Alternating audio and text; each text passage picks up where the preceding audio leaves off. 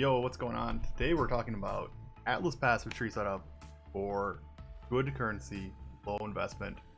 So let's get into it. I spent the past entire day just buying the maps I needed, going through Kirak missions, and getting the blast of the passive trees I got.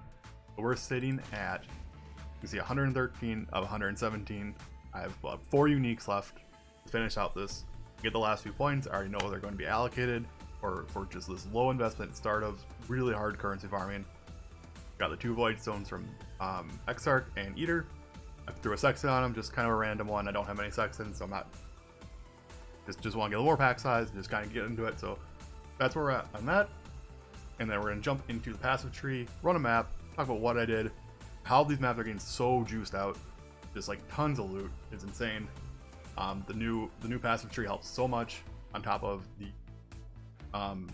Eater of the Worlds and Syrian Exarch vision, and it puts so many mobs on the map, and they just overlap so well with these particular passives. So go over that.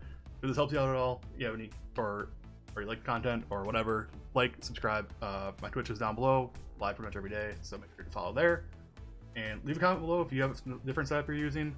I love to hear about them. I went with the one that I'm liking right now, so let's get into it. My passive tree. This is on still the same gear I've been using. We haven't upgraded anything at all. We did make some huge changes to our passive tree. I think the biggest one that we did is we got rid of all of these Kirak missions in the middle. We moved our connection to the top, the outside. So it's 1, 2, 3, way less nodes, and they're better nodes because these Kirak ones are not helping me anymore. I'm sitting on 12, 15 red Kiraks. I don't use them anymore. They're actually pretty bad when you think about it because none of your passive tree gets applied to it. That's pretty awful. Like when I'm running maps now, I want to be running them with all these passives that I picked out, these 113 points that I hand-picked. I want them to be used. The big notable things is there's no Kirak really on here at all. We keep the same skeleton of going up, grabbing the map nodes here, and then connection map nodes up here. Maps are important, just carry that map sustain and keep it going at T16. Very, very good. So, come into it. You see, we're farming 7 different things on this, which is insane. Not something you'd be able to do on the old passive tree. So I'm super happy about that. Let's talk about exactly what they are. First one, essences. There are 4 essence wheels. I'm using 3 of them because the 4th one is not that good in my opinion. So the first one's the obvious one. Area cannons and essence. Okay, we get an extra essence. Essence. Here's monster has a different chance to have 3 additional essences. Awesome. Good. Extra essences are good. Okay, that's that one. Third one. Essence found our tier higher. Really good. Again, this is like a 3-for-1 essence trade. Because you have to spend 3 to upgrade. This is like getting 3 extra essences, basically. What I didn't take is this one that corrupting imprisoned monsters doesn't release them. I want to use my remnants of corruption to get some of these high tier essences. So that's why I'm not using these. It's also 1, 2, 3, 4, 5, 6, 7 passive nodes to get there minimum, while other ones are just kind of off the wheel by 1. So not in it for me. That's my essence strategy. Next up, Harbinger. Harbinger again, it's kind of just off of everything that I'm set up already. It's just everything off the middle. This one, the obvious one, additional Harbinger, good. We just kind of grabbed all the Harbinger nodes. They're all good. Harbingers are good. Just drop pure currency. Good. So I'm not really going to go into them. We'll see them on the map. The weird thing I think I'm doing is I'm doing a little bit of heist. I want to get some contracts just so I can run heist. Heist seems really good currency. There's only 2 really good wheels. It's this one down here. Plus 4 per chance for smuggler's cash, or blueprints. Rogue marker currency doesn't matter, but the other side is the same thing. And then this wheel up here is the good heist wheel, in my opinion. Just plus 1 chance for smuggler's cash. Have 100% increased chance to drop blueprints and 10% to be fully revealed. That's huge. Blueprints in the old passive tree was have a chance. They didn't specifically say. It was way less than 10% to be fully revealed. So this is a really good node. And this passive for heist up here is really bad and out of the way. Bounty target pack's not really a big deal. And stacked of rogue markers. I don't have a problem with rogue markers. Okay. Abyss is the thing I scaled back on. I got rid of this wheel. The 5 or 6 modifiers just weren't that good. They could drop corrupted, nothing you can do with them really. So guard that. We got rid of this node because the rare with an Abyss socket was not very helpful either. Only Abyss node we kept was this one. We're running maps with a lot of pack size now. This is like really close to like 50-50 on getting an Abyss. So it's just kind of good. It spawns more monsters, more loot.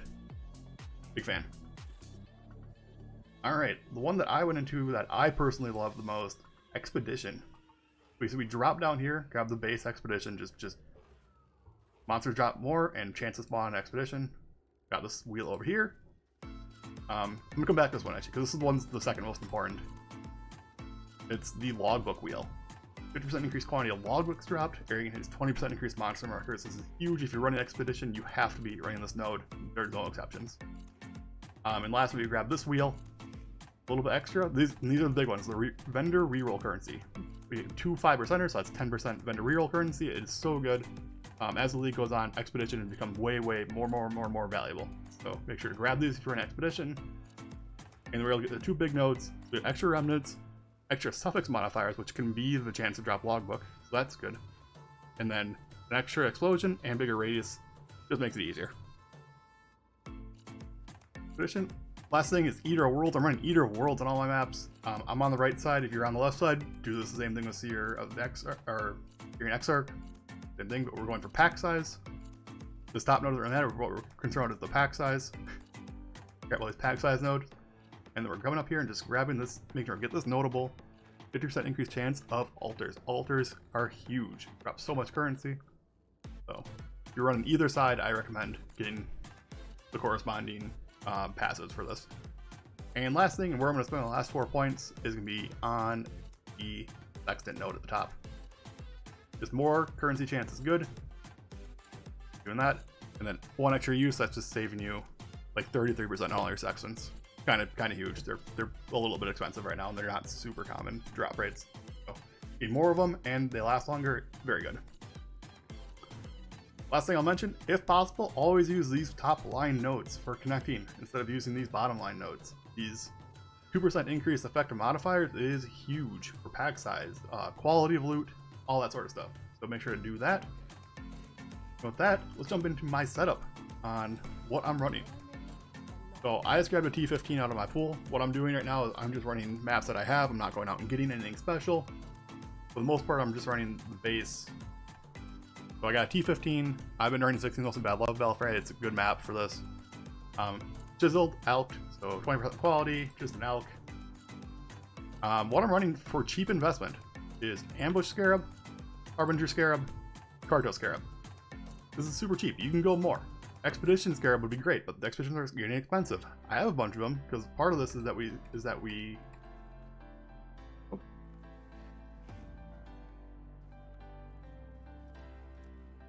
But part of this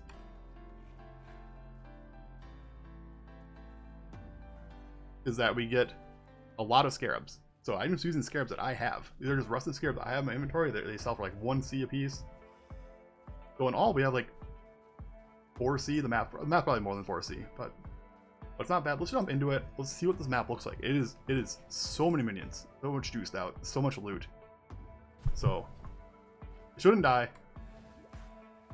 But let's see what we got. I don't have a. My build is just kind of rolling through this. It's not. This isn't a tough. Like there's nothing crazy on this. We're not even like. Okay, T16 map. Thanks, Carto Scarab. Pays off immediately. Like one map is paying off the Carto Scarab, right? Just assume the first map you get is the Carto Scarab. Archnemesis Strongbox. Cool. Here we go. Get an early Eldritch Implicit. Eldritch, 3 of them, 4 of them. This is insane. This map's gonna be so juiced out now. We clear out this out and we'll go over them. Okay. This one's not particularly good. We're just gonna grab drop an additional gem. Remember they spawn minions afterwards. Okay, Eldritch minions have a chance to drop an additional Scarab. This is good.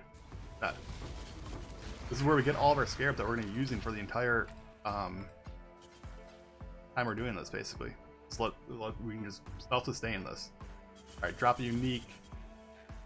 This is a big nothing for me. So. Boss will drop a unique. And last one. Again, Eldritch minions have increased movement speed, that's fine. 3% chance to drop a Scarab. Let's get more Scarabs. And yeah, we're just... It's already so much loot. So much loot already. We're just gonna leave this stuff here. And now that stuff's on the whole map. Again, another one. This is the best one in here. 20% increased quant, 29% increased rarity. Always just make sure you can handle these implicits. Make sure it's not going to be something that breaks your build. That would be bad. And they bug out sometimes. If you come back to the map, if you leave and come back, the whole altar is there again, but you can't click on anything. Or it's like a fan to click on them, so just be aware of that. But you're going to see, we're going to start popping off on these Scarabs, dropping with 2 Scarab nodes. Like 3% and 1%, that doesn't sound like a lot, but there's so many of these minions. There's just so many of them that like that adds up really, really quickly. And with the quant, with the rarity on the map already, you'll see these drop, even the rusted ones. I mean, those are 1C a pop. It's just insane.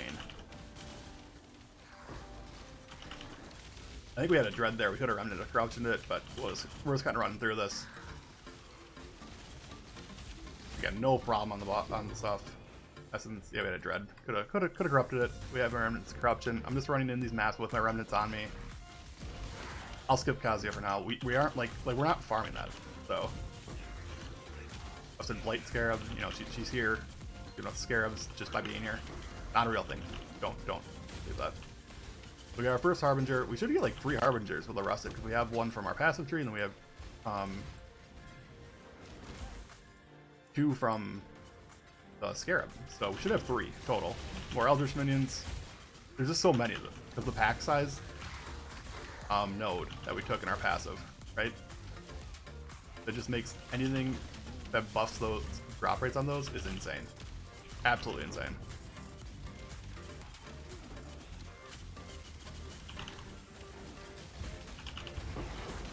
And we're just moving around, dropping our minions, convocating them in when needed. Scarab, contract. Scarab, more Scarabs, Scarab. Flat currency, Diviner Strongbox. We have all those Strongbox nodes. I didn't mention we have all the Strongbox nodes too on this. So yeah. That's why I run an ambush. I really should have mentioned that. Yeah, we have all the Strongbox nodes, basically. Insane. Got a Harbinger again. This will happen sometimes. This will happen. When I'm recording, my computer gets a little slow. I'm staying in the middle of like it was at 100 mobs, Harbingers, whatever. Important thing on Belfry though, I think, for like actual optimal, is to do the boss in the middle of the map and then finish out the map instead of doing the whole map. That's why I'm running back the same path instead of doing the actual optimal way, which would have been to go the other way around back here. It's all about those altars for the Eldritch minions. If they drop, if you kill the boss, it can't spawn the boss nodes anymore to increase boss damage. So that's huge. You kind of you just manipulate the mod pool a little bit that way. And we're just gonna keep moving around here. Things can get hairy. Like, these are not easy maps by any means. You need a very defensive build. But the things that can happen when these mods start stacking up, and we got super lucky to get like 4 altars right off the rip. You can see all my minions are still up. Watching the. I need to get away from this guy. Okay, got stunned there for a second. Pretty rare that I get stunned with my passives. Here's how we got another thing here. Map boss drops initial currency item. This is fine. We can do that. Remember, this spawns more minions that have drops. So Scarab, map, Scarab. All of our shards. I'll come back for these.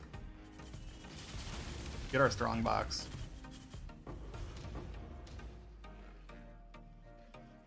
Alright, and we are at the boss. So this is like halfway through the map, and we're so juiced out already. We got a ton of loot with like very little investment. 2 more altars. You get that pack size, go 3 altars. You're just chilling right here. We should have done this like after the boss, but whatever. Maps drop have 11% chance to be duplicated. That's good with me. Fire and random projectiles. I don't really do projectiles. Doesn't really affect me. Scarabs have a chance to be duplicated. I take a lot more damage, but I like scarabs. Look at just gilded scarabs. And that was a boss modifier. It's a pretty simple one. Look at duplicated scarabs. This is insane. Like, these nodes have to be ran. You have to get all these altar nodes on either side, whichever one you're running.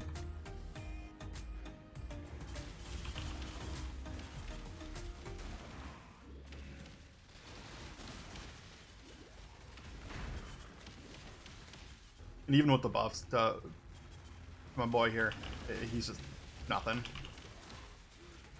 Even with the buffs from the altars, it's just nothing. This is a T15, dude. Like, this isn't like even full juice. It's not corrupted. It's out, chiseled. A few scarabs that we had found, and we're good to go. The whole goal of this is like we get all these scarabs and just we can self-sustain. And all the currency drops are pure profit.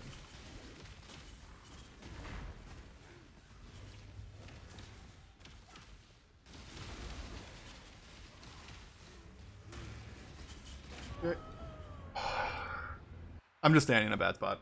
I'm trying to do too much at once here. But I'll come back and finish that map later. As you can see, I don't like dying twice. Looks bad, but the currency's insane. It's worth it. Build's good. If I wasn't recording this, I'd pay a little more attention to where I was standing. So that's the thing. Let's look at our inventory. Just full of scarabs. Full of scarabs, full of stuff. That was half the map. We have another wing of that map to go yet. So double this is our expected return. Now obviously we hit like what, 8 altars on the first half? That's insane. That carries over the whole map. If you hit them early, it just multiplies and stacks on itself. It's insane. So if this helped you out at all, let me know in the comments. It means a lot to me. If you have any questions, hit me up down there. If I'm doing something really stupid with my passive tree, let me know as well. Appreciate any feedback. With that, I'm out. Thanks for watching. Have a great day.